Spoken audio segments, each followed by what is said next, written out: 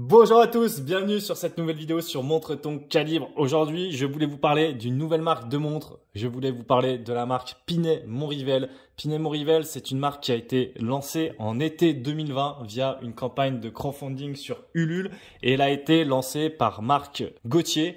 Et Marc Gauthier, en fait, connaît quand même plutôt bien les montres. Il a fait le lycée horloger de Morteau et il a ensuite bossé pendant à peu près 10 ans chez une marque dont je ne sais pas si je peux dire le nom, donc je le tairai dans le doute, mais plutôt une grosse marque, plutôt axée, on va dire, entrée de gamme luxe, quoi, voire luxe. Voilà, donc il a décidé de lancer cette marque Pinet-Montrivel pendant le premier confinement et très sincèrement, moi, depuis que je la porte, c'est devenu ma daily, hein. Franchement, elle me quitte plus depuis 2-3 semaines environ. Donc, je me suis dit, c'est le moment de vous la présenter. Tout d'abord, on commence par l'écrin en bois recyclé. Alors, il est assez basique, hein, c'est un cube en bois recyclé, mais je précise recyclé parce qu'en fait, Pinet-Montrivel fait quand même attention à tout ce qui est avoir des produits durables.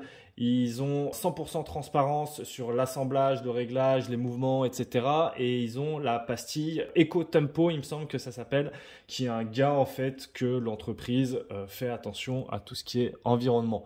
Voilà, ceci étant dit, l'écrin étant vu, on va passer à ce qui vous intéresse, c'est-à-dire la montre. Voici la bête. Franchement, moi je la trouve super cool. Donc, vous me direz ce que vous en pensez. Et c'est marrant parce que je l'ai posté là il y a pas longtemps sur le Instagram du Calibre et il y a eu pas mal de retours. Normalement, quand je poste des jeunes marques comme ça, je vois que le taux de like, le taux d'engagement, il est forcément moins haut que si je poste quelque chose sur Rolex ou quelque chose sur Seiko où il y a des grosses communautés. Et là, il y a eu vraiment pas mal de retours, donc c'était assez chouette. On a d'ailleurs eu Montrez-moi qui allait checker, là il connaissait pas trop. J'ai eu le commentaire de Franck qui me disait qu'elle était très cool aussi. Donc comme quoi, elle plaît aux amateurs de montres et je parle là de trois personnes que vous connaissez peut-être, mais même dans les amateurs et dans les passionnés qui ont l'habitude de commenter le compte, on les retrouvait. Donc ça fait plaisir. Voilà. Avant de la sortir de l'écran, je vous montre comme d'habitude rapidement ce qu'il y a. Donc là, c'est la notice tout simplement. Voilà, je pense pas que ça vous intéresse beaucoup, mais je le montre dans le doute si jamais il y a des gens qui seraient amateurs. Et dessous, qu'est-ce qu'il y a d'autre? Non, c'est le truc là pour l'humidité, etc. Donc on va mettre ça de côté et on va passer à ce qui nous intéresse. Allez, on va mettre le petit logo là comme ça dans l'angle et on va passer à ce qui nous intéresse, c'est-à-dire cette jolie montre Pinet-Montrivel. Donc voilà, dites-moi un peu dans les commentaires ce que vous en pensez, mais franchement, pour une première collection, moi je la trouve vraiment splendide. Je suis vraiment agréablement surpris, donc j'espère que vous le serez aussi. À voir après comment la marque va évoluer dans le temps. Pour l'instant, Marc travaille à côté. Il n'est pas à temps plein sur sa marque de montre. Mais très sincèrement, j'en vois passer quand même des micro-brands. Il y en a où je me dis, bon, je préfère pas trop en parler puisque je me dis peut-être que dans 2 ans, elles seront plus là.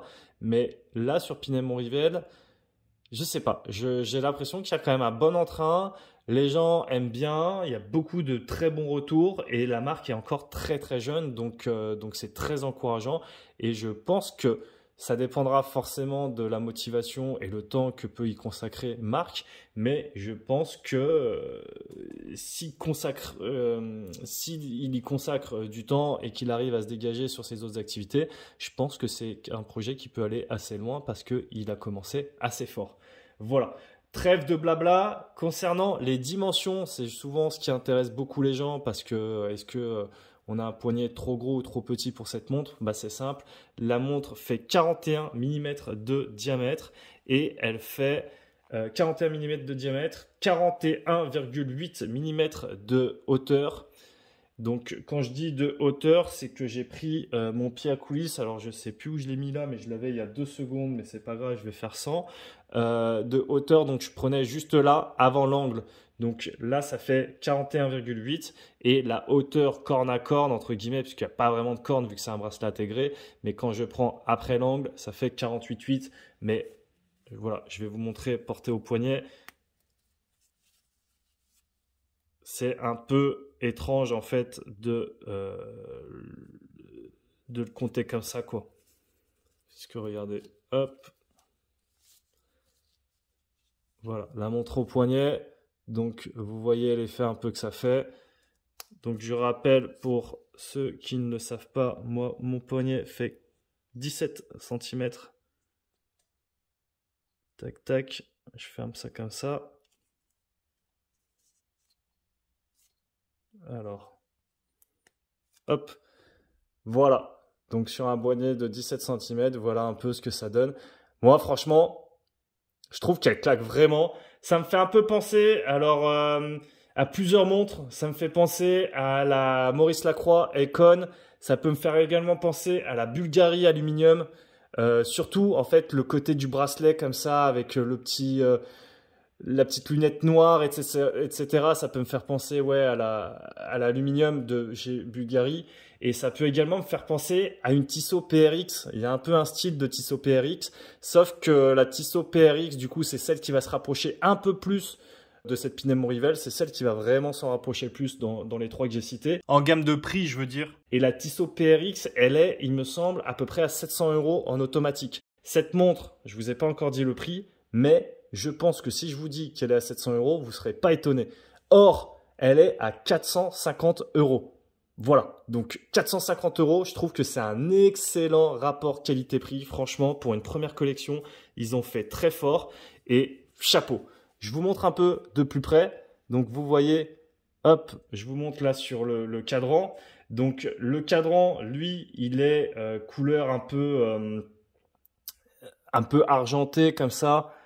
Même un petit peu brossé, quoi. Donc je le trouve vraiment bien fini, le cadran, très sincèrement, ça joue avec les lumières.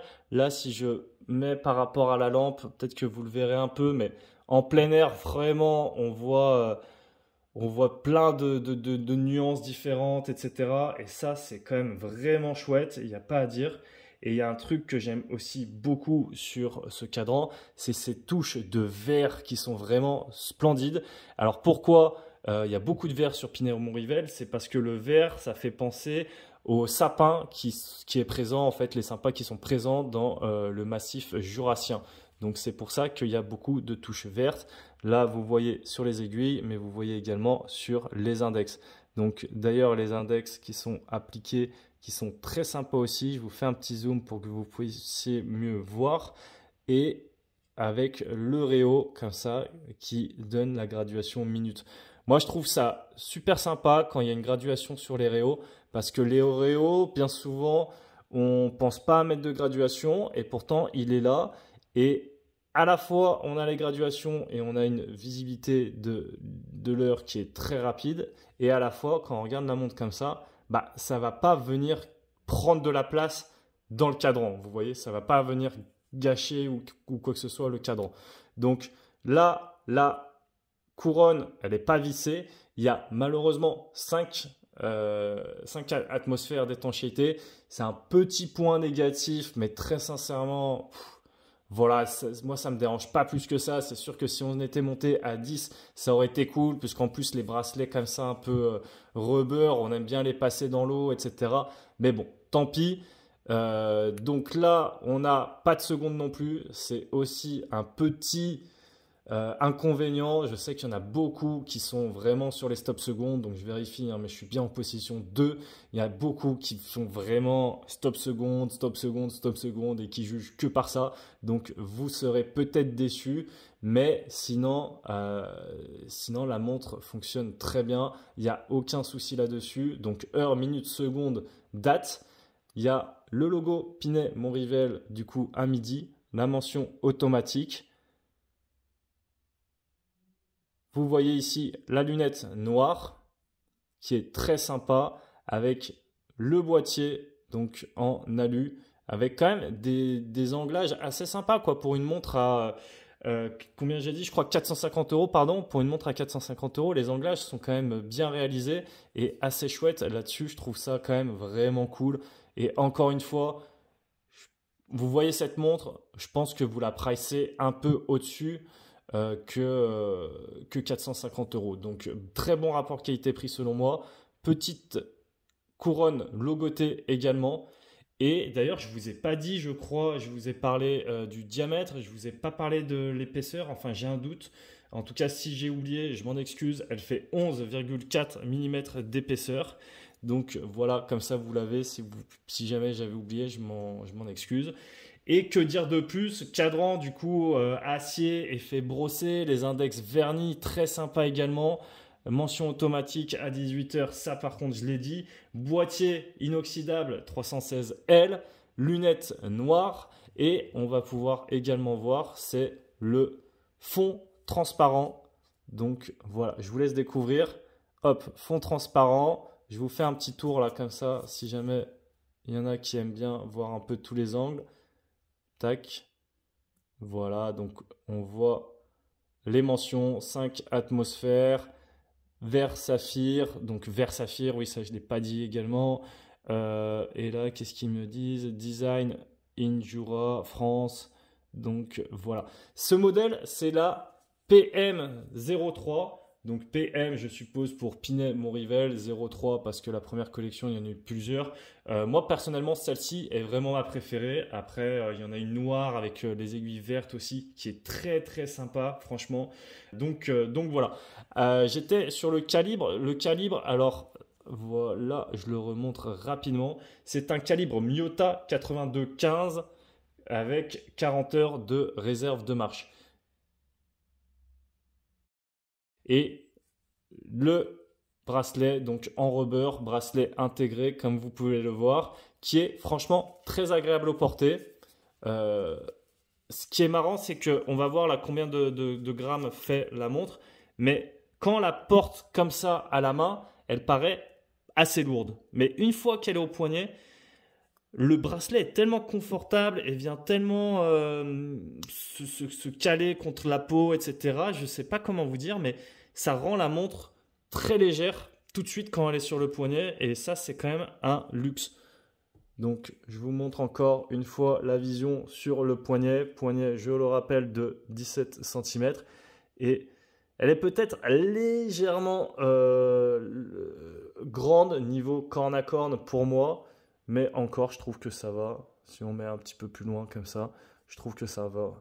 Et franchement, il y a vraiment une sensation de prix qui est supérieure. Donc, je vous montre là la boucle. Et alors oui, par contre, au niveau du bracelet, alors il y a un passant là, je ne l'ai pas mis pour aller plus vite pour la vidéo. Mais au niveau du bracelet, il y a une chose par contre, c'est que normalement, les boucles déployantes, on va avoir des petits boutons comme ça, etc. ici.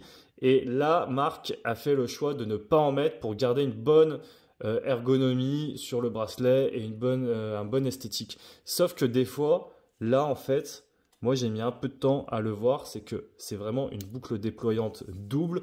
Et j'ai mis un peu de temps à le voir, mais Marc me disait qu'il a souvent des clients aussi qui lui envoient un mail et qui lui demandent attends, j'arrive pas à passer, etc. le poignet. Donc, je vous le dis au cas où, si vous faites partie de ces personnes-là qui ont une Pinet-Montrivel, c'est bien une boucle déployante double. Donc, si vous avez cette boucle qui se détache facilement, il y a la seconde boucle et ça fait une boucle papillon. Et n'oubliez pas d'enlever celle-ci. Voilà, je le précise parce que moi aussi, je me suis fait avoir et j'étais un peu comme ça. Mais attendez, qu'est-ce qui se passe? Je pense que vous allez un peu rigoler, vous, devant votre ordinateur. Mais pourtant, j'ai quand même l'habitude de manipuler des montres. Et c'est vrai que le fait de ne pas avoir les boutons, ça met un peu le doute, voilà. Donc, je pense que j'ai fait à peu près le tour sur cette vidéo. Je vais quand même vous montrer le poids, et je vais vous montrer l'allume, et si je vais quand même vous dire les deux choses qui m'ont un petit peu plus déplu, malheureusement, sur cette montre. On va commencer du coup par le poids.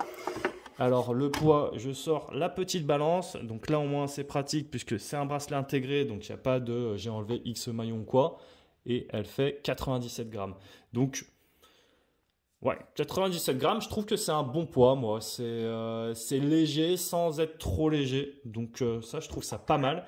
Maintenant, je vais vous montrer l'allume et je finirai sur les deux petits points négatifs. Normalement, on finit toujours par le meilleur. Je suis désolé, mais là, on va finir un peu par le pire. Mais vous allez voir, il n'y a pas grand-chose au final qui m'a déçu. Alors, je vous montre l'allume. Hop, hop. Alors, du coup, la mise au point, elle n'est pas géniale. Est-ce que je peux vous arranger ça?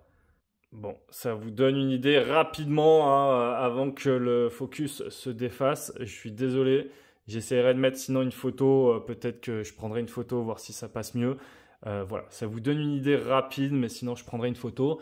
Et pour finir, donc les deux points un peu qui m'ont pour le coup par contre dérangé, puisque vous l'aurez compris, hein, cette montre, je suis vraiment conquis, j'ai adoré la marque, c'est ma nouvelle daily, hein, franchement je la porte très régulièrement en ce moment. Et du coup les deux points qui m'ont un petit peu plus dérangé, c'est un, le mouvement qui est peut-être un petit peu trop bruyant et le 82-15, bah voilà, il n'y a pas le stop seconde, etc. Il y a quelques trucs je suis un peu moins fan. Et le deuxième point, c'est que limite, moi, je n'aurais pas mis de date. Parce que la date, elle est quand même, vous l'admettrez, assez petite. D'un autre côté, je ne l'aurais pas vue tellement plus grande puisque ça aurait été moche. J'aurais pas vu de cyclope, ça aurait été horrible.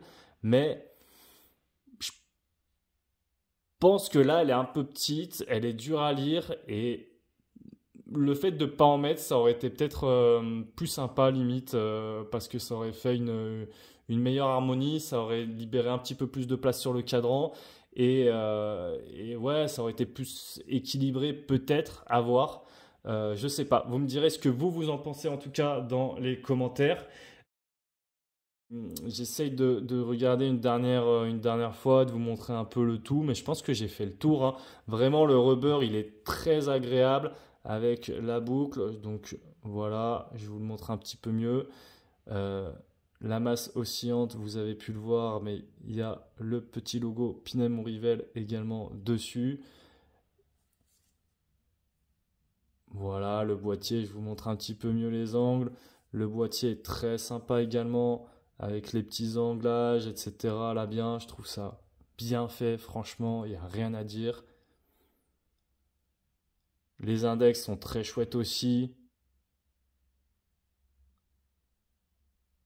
Voilà, vous voyez les index, ils sont assez sympas parce que en fait, ça fait les bords des index, si vous voulez, ils sont que sur la partie longue. Ils sont pas sur les deux parties courtes du rectangle. Et ça fait un peu comme deux skis parallèles, entre guillemets. Je sais pas si vous voyez ce que je veux dire. Et c'est assez chouette. Il y a un peu de relief. Les aiguilles sont aussi assez sympas, hein. On a ce look un peu sportif, justement, grâce à ces aiguilles. Très sportif, très dynamique. Franchement, moi, je suis vraiment conquis par cette montre. J'espère que vous le serez autant que moi. D'ailleurs, ils sont aussi en train de lancer une nouvelle collection qui sera une collection femme cette fois-ci et qui sera disponible dans quelques jours d'ici là sur le site participatif Kickstarter. En tout cas, n'hésitez pas à me dire ce que vous en pensez en commentaire et je vous dis à bientôt sur Monte ton calibre. Ciao, ciao.